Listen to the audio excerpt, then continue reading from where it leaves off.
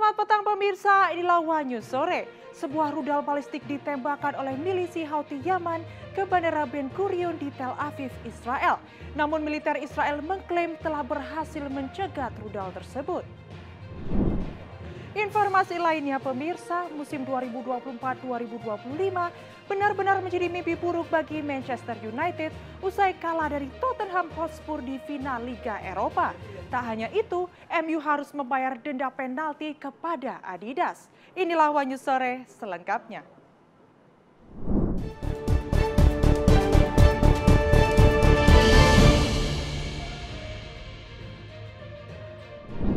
Juru bicara militer Houthi Yahya Saree mengumumkan bahwa satu rudal balistik telah diluncurkan ke Bandara Ben Gurion di Tel Aviv.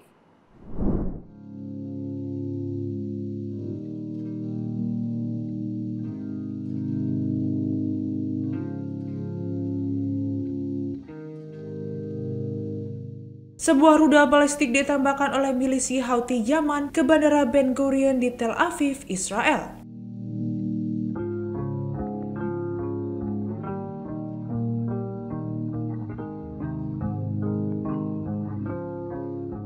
Hal itu dikatakan langsung oleh juru bicara militer Houthi Yahya Saree. Ia juga mengonfirmasi pelaksanaan operasi ganda yang melibatkan 2 drone yang menargetkan lokasi udara di Tel Aviv dan Haifa.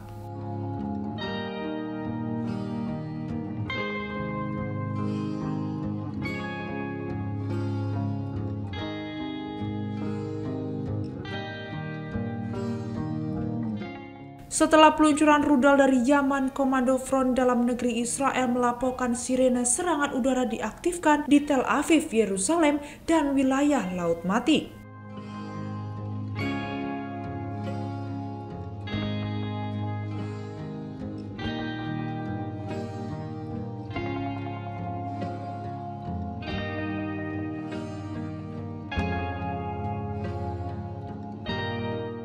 Namun militer Israel mengklaim telah berhasil mencegat rudal tersebut.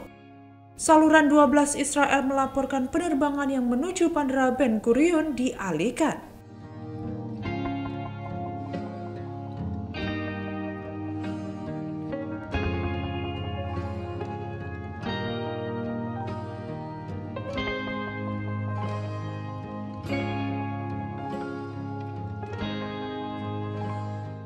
Sementara itu, surat kabar Israel Yediot Ahronot melaporkan jutaan warga Israel bergegas ke tempat perlindungan. Sumber-sumber Palestina menyatakan pecahan rudal pencegat Israel mendarat di tepi barat yang diduduki. Layanan darurat melaporkan seorang warga Israel terluka saat berusaha mencapai tempat perlindungan.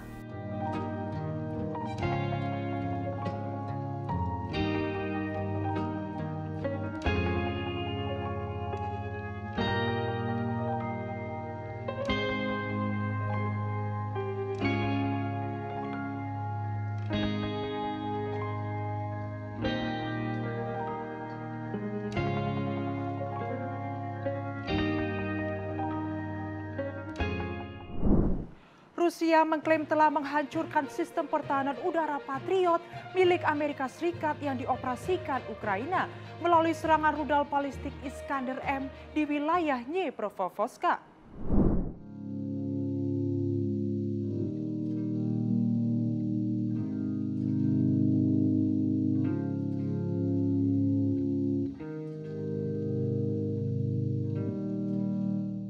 Rusia mengklaim telah menghancurkan sistem pertahanan udara Patriot milik Amerika Serikat yang dioperasikan Ukraina dalam serangan presisi menggunakan rudal balistik Iskander-M.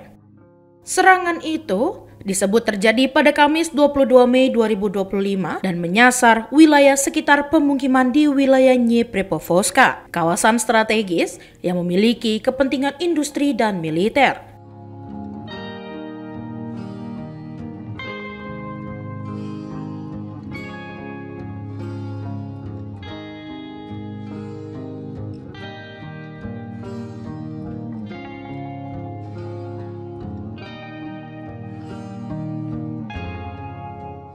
Kementerian Pertahanan Rusia menyatakan serangan tersebut berhasil menghantam beberapa komponen utama sistem Patriot termasuk radar AN/MPQ-65, kabin kendali, dan 2 peluncur.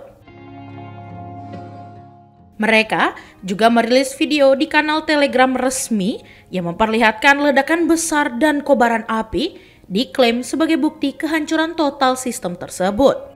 Namun, hingga kini belum ada verifikasi independen dari pihak Ukraina maupun negara-negara barat atas klaim tersebut.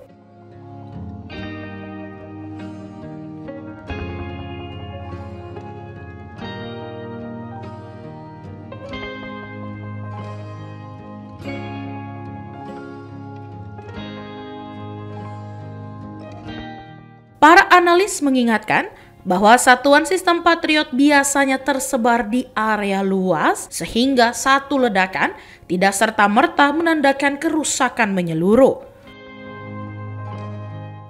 Rudal Iskander M dikenal sebagai senjata jarak pendek berkecepatan tinggi yang mampu menghindari intersepsi.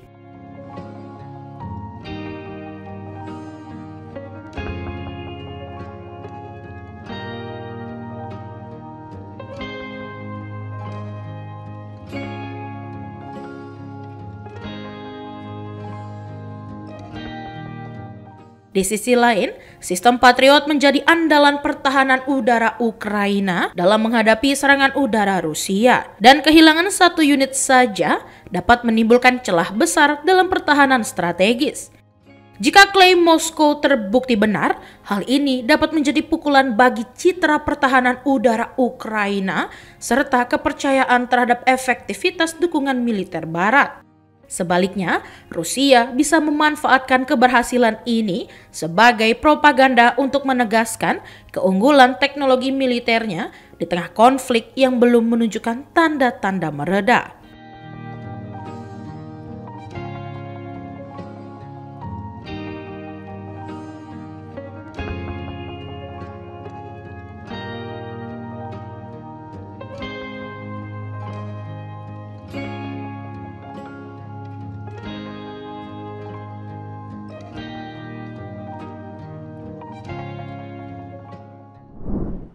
Gempa bumi berkekuatan 6,3 magnitudo mengguncang Bengkulu pada Jumat dini hari dan membuat kepanikan di kalangan masyarakat.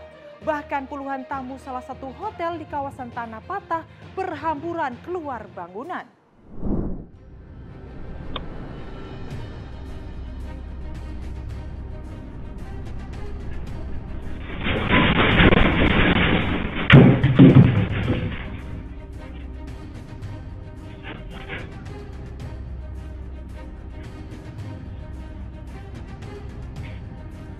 Gempa bumi berkekuatan 6,3 magnitudo mengguncang Bengkulu pada Jumat dini hari dan membuat kepanikan di kalangan warga. Puluhan tamu salah satu hotel di kawasan Tanah Patah, Kota Bengkulu panik dan berhamburan keluar bangunan. Sebanyak 200 tamu hotel asal Muara Enim, Sumatera Selatan memilih duduk di lobi dan bahkan di badan jalan demi keselamatan. Mereka mengaku kaget dan cemas karena getaran gempa terasa cukup kuat. Meski tidak ada gempa susulan, para tamu tetap memilih berada di luar hotel hingga situasi benar-benar aman. Salah satu tamu, Abdul Ghani, menyampaikan bahwa kepanikan muncul karena guncangan cukup terasa dan mengejutkan mereka yang sedang beristirahat.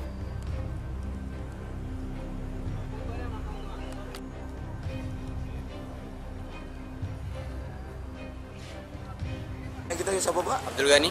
Abdul Ghani ya? Ya. Kita nginap di hotel ini, Pak ya? Iya, ya.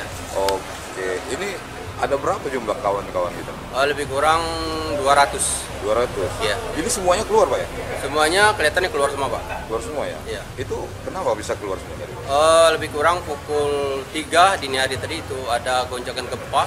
Makanya kemungkinan kawan-kawan ini untuk mengambil selamat semuanya itu menyelamatkan diri, keluar dari kamarnya masing-masing dan sekarang tuh berada di pelataran parkirnya hotel ini, Pak. Belum mau masuk lagi, Pak? Kelihatannya masih nunggu informasi dari Terkait pengurus ya, pengurus hotel mungkin. Ya. Ini dari mana kita tadi, Pak? Dari Muara Enim, Sumatera Selatan, Pak. Oke. Makasih Pak ya. Oke, ya. Berdasarkan informasi resmi dari Badan Meteorologi, Klimatologi, dan Geofisika BMKG, gempa tersebut merupakan gempa tektonik yang terjadi di kedalaman 10 km. Pusat gempa berada 43 km barat daya perairan Bengkulu. Meski berkekuatan besar, gempa ini dipastikan tidak berpotensi tsunami. Puluhan rumah di kota Bengkulu dilaporkan mengalami rusak berat, bahkan beberapa di antaranya roboh total. Guncangan kuat itu memicu kepanikan warga dan menimbulkan kerusakan di sejumlah kawasan permukiman. Baik, selamat pagi. Akibat gempa yang terjadi di wilayah Provinsi Bengkulu, tepatnya di Kota Bengkulu, dan saat ini kami berada di Kelurahan Betungan, Perumahan Rafflesia Asri melaporkan bahwa akibat gempa 6,3 skala Richter yang terjadi di Provinsi Bengkulu menyebabkan sekitar 35 rusak, dan alhamdulillah hingga hari ini tidak ada warga atau masyarakat yang tertimpa akibat runtuhnya bangunan warga. Sejauh ini di sini aja atau masih ada daerah lain Pak yang terdampak Pak? Untuk sementara yang kami terima laporan bahwa yang terdampak cukup besar di Kelurahan Betungan ini. Ada korban jiwa mungkin Pak? Sampai saat ini belum ada laporan adanya korban jiwa akibat gempa tersebut. Terima kasih Pak. Hingga saat ini belum ada laporan korban jiwa yang diterima. Namun, Badan Penanggulangan Bencana Daerah BPBD dan instansi terkait masih terus melakukan pendataan di lapangan. Data sementara dari Basarnas Bengkulu juga menyebut belum ada korban jiwa akibat gempa ini. Meski begitu, proses pendataan masih berlangsung dan laporan dari sejumlah wilayah lain di Provinsi Bengkulu masih ditunggu. Sempat saling sindir dan memicu polemik, Gubernur Jawa Barat Deddy Mulyadi dan Wakil Ketua DPRD Jawa Barat dari fraksi PDI Perjuangan Ono Surono akhirnya menunjukkan sikap akrab saat rapat paripurna pada Kamis 22 Mei.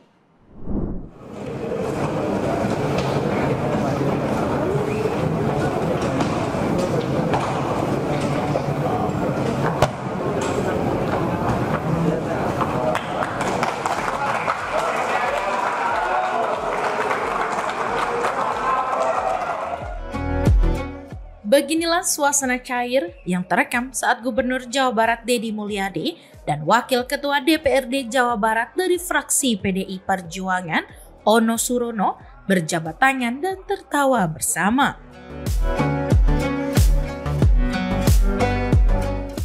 Momen ini terjadi saat penandatanganan bersama rancangan peraturan daerah tentang investasi di Jawa Barat dalam rapat paripurna yang digelar di gedung DPRD.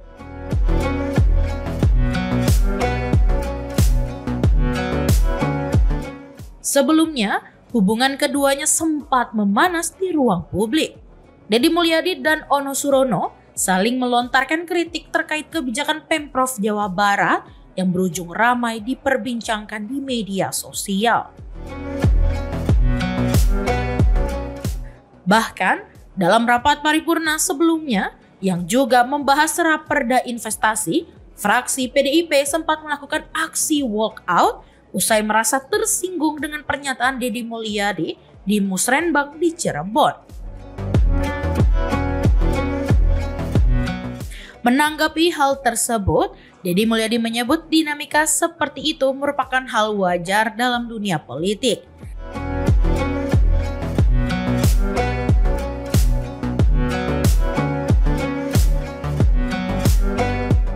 Ia menegaskan tidak pernah memiliki persoalan pribadi dengan mitra kerjanya di DPRD.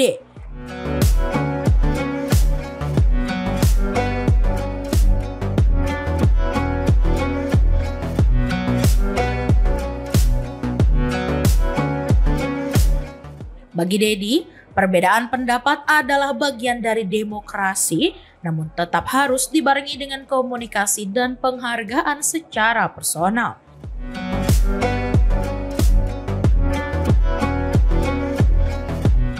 Dalam pidatonya, Deddy Mulyadi juga menyoroti pertumbuhan ekonomi Jawa Barat yang dinilainya semakin membaik. Ia sepakat bahwa investasi di Jawa Barat harus dibuka selebar-lebarnya guna membuka peluang kerja bagi masyarakat.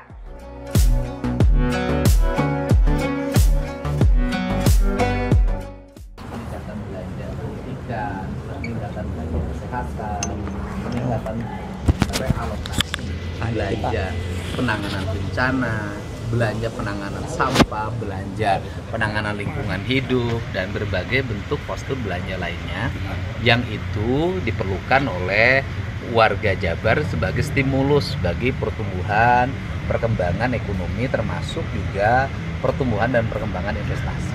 Berapa pertumbuhan ekonominya Pak? Kita kan masih kalah sama Banten, sama Yogyakarta dan Jawa Timur. 4,98. Kata siapa? BPS Pak. Enggak lah, kita lebih baik gitu loh. Nah, pertumbuhan ekonomi di Jawa Barat dalam 3 bulan terakhir ini kan relatif baik pertumbuhan ekonominya. Bapak data yang mana yang dipakai itu? BPS, Pak. Pertumbuhan ekonominya relatif lebih baik. Angka serapan anggarannya juga jauh lebih baik. Ya. Loh, ya memang problemnya apa? Kan nggak ada problem apapun ya. Kalau politisi itu kan biasa berbeda pendapat, berbeda pandangan.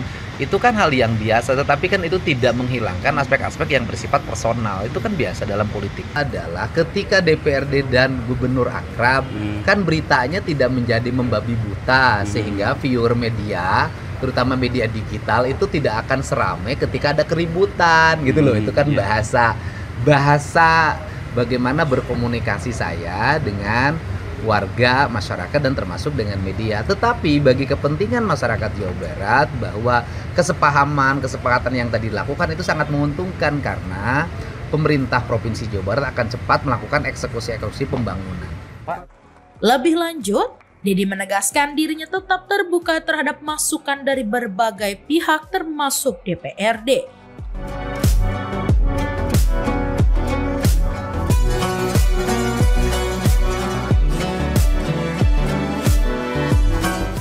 Ia menyambut baik kesepakatan bersama yang tercapai dalam Raperda investasi ini karena menurutnya akan mempercepat pelaksanaan pembangunan di Jawa Barat.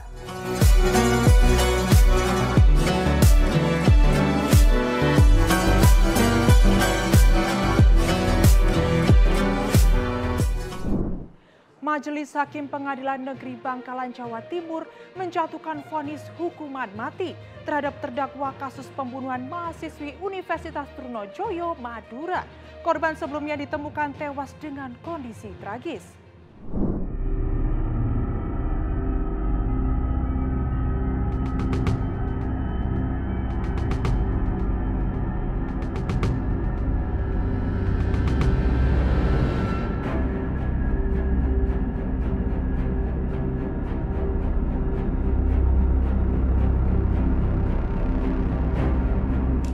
Majelis Hakim Pengadilan Negeri Bangkalan, Jawa Timur menjatuhkan vonis hukuman mati kepada Maulidi Ishak, terdakwa kasus pembunuhan mahasiswi Universitas Trunojoyo, Madura, EN Jumiati.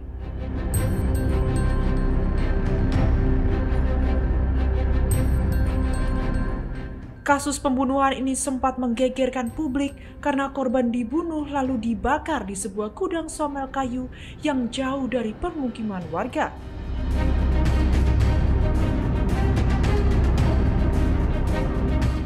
Sidang pembacaan vonis digelar pada Rabu siang dengan pengawalan ketat dari aparat kepolisian.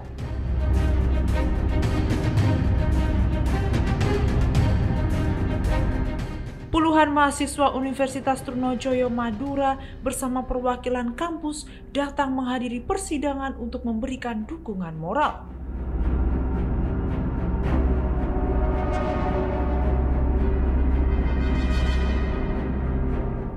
Majelis Hakim menyatakan terdakwa terbukti melakukan pembunuhan berencana sebagaimana diatur dalam pasal 340 KUHP.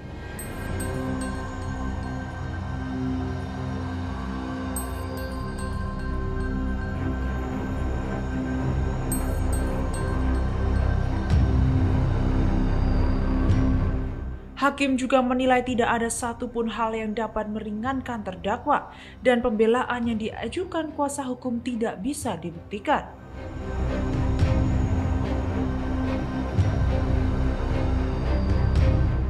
Usai pembacaan putusan, terdakwa tampak tertunduk dan langsung digiring keluar ruang sidang oleh petugas keamanan.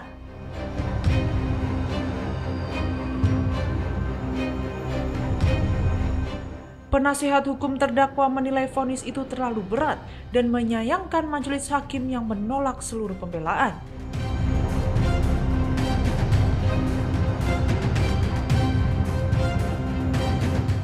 Mereka menyatakan akan mempertimbangkan langkah banding namun masih akan berkonsultasi terlebih dahulu dengan terdakwa.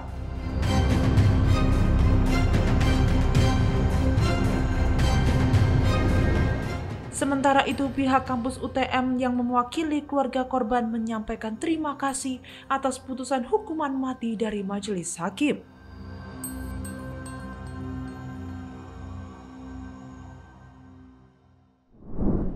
Wali Kota Bandung Muhammad Farhan menunjukkan kemarahannya setelah mengetahui adanya penyewaan lahan kosong di kawasan Palaguna yang terletak di pusat kota Bandung oleh oknum tidak bertanggung jawab. Ya udah, nurut. Bongkar sekarang. Ayo no. Iya nu ngarusak kota teh nu kieu.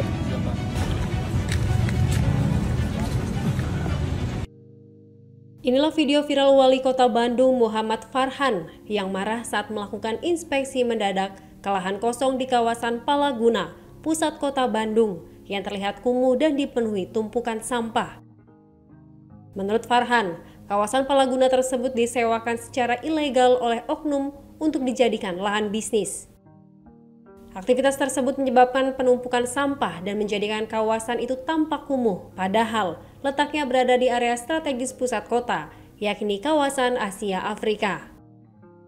Wali Kota Bandung pun akhirnya memerintahkan Satpol PP untuk segera menyegel lahan tersebut.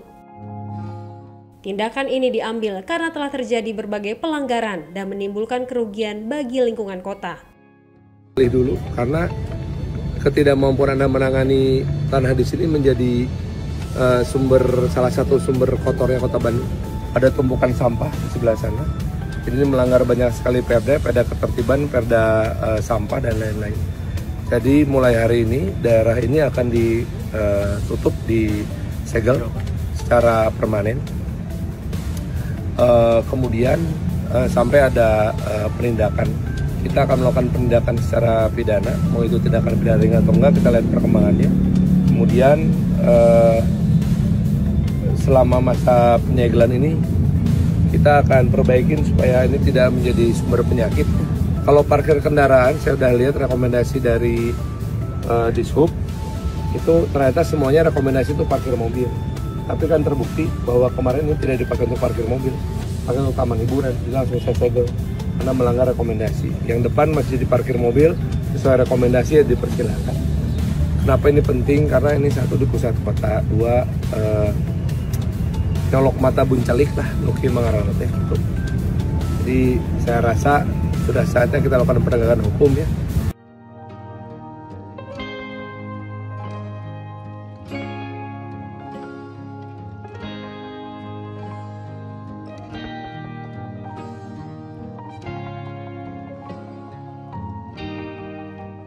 Muhammad Farhan menjelaskan bahwa selama masa penyegelan, lahan di kawasan Palaguna akan dibenahi agar tidak menjadi sumber penyakit. Penataan kawasan ini akan melibatkan sejumlah dinas terkait seperti Dinas Sumber Daya Air, Bina Marga, Dinas Perhubungan, Satpol PP, Dinas Lingkungan Hidup, Dinas Ketahanan Pangan dan Pertanian, serta Dinas Perumahan dan Kawasan Pemukiman. Farhan menekankan pentingnya penataan kawasan Palaguna karena lokasinya yang berada di pusat kota dan menjadi sorotan publik.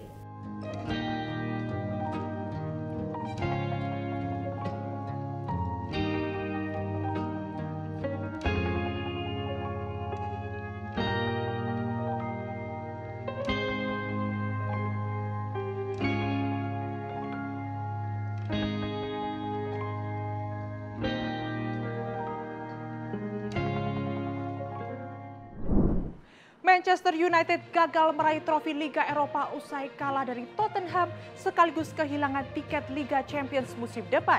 Akibatnya, MU terancam membayar denda 219 miliar rupiah kepada Adidas.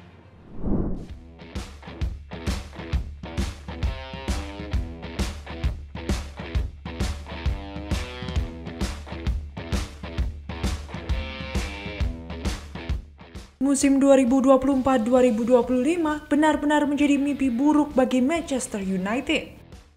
Harapan untuk menutup musim dengan prestasi justru pupus setelah kekalahan menyakitkan dari Tottenham Hotspur di final Liga Eropa Kamis 22 Mei 2025. Bermain di St. Mames's, satu-satunya gol dari Brennan Johnson di menit ke-42 cukup untuk menghancurkan harapan setan merah mengangkat trofi. Kekalahan ini bukan sekedar kehilangan gelar, tetapi juga menyulitkan posisi MU secara finansial dan masa depan.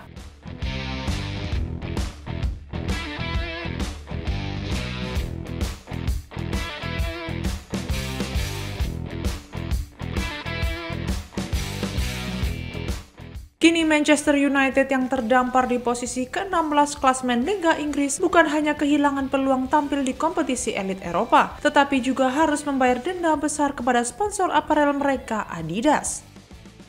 Dalam kontrak kerjasama yang diperbarui pada 2023, tercantum klausal penalti sebesar 10 juta pound sterling atau sekitar 219 miliar rupiah jika MU gagal lolos ke Liga Champions musim 2025-2026.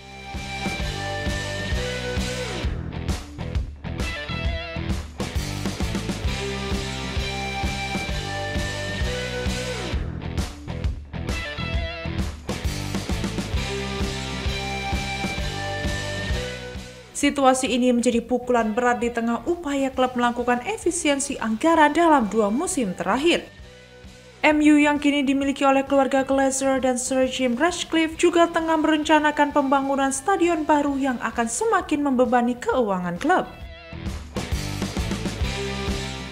Lebih ironisnya, dalam klausul lainnya, Adidas memiliki hak untuk memotong setengah nilai kerjasama atau bahkan membatalkannya dengan pemberitahuan 1 musim sebelumnya jika performa klub tak membaik. Dari segi performa maupun keuangan, Manchester United saat ini benar-benar berada di titik nadir.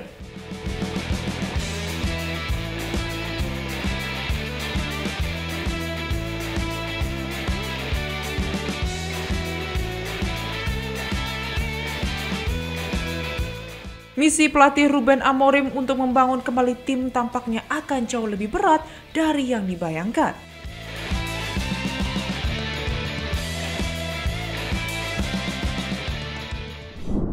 Demikian informasi yang dapat kami sampaikan pemirsa. Terima kasih telah bergabung bersama kami. Saya Katarina Amelia dan seluruh tim yang bertugas mengucapkan sampai jumpa di One News Sore berikutnya. Setiap Senin sampai Jumat pukul 19 hanya di kanal YouTube TV One News Com.